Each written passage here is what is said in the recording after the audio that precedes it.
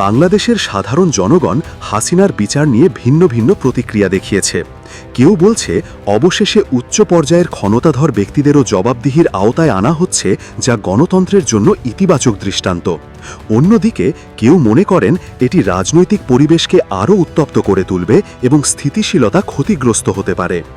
বিশ্লেষকরা বলছেন এই বিচার কেবল একজন নেতার বিরুদ্ধে নয়, বরং গোটা শাসন ব্যবস্থার স্বচ্ছতা ও জবাবদিহির প্রতি জাতির একটি পরীক্ষা। বাংলাদেশের ইতিহাসে এরকম ঘটনা বিরল, যেখানে একজন সাবেক প্রধানমন্ত্রী যুদ্ধাপরাধের মতো গুরুতর অভিযোগে অভিভূত হচ্ছেন।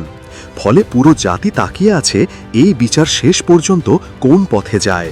এখন প্রশ্ন হচ্ছে, এই বিচার কি সত্যিকার অর্থে নিরপেক্ষ ও সঠিক পথে এগোবে, নাকি এটি রাজনৈতিক প্রভাব ও মতাদর্শিক বিভাজনের মধ্যে হারিয়ে যাবে?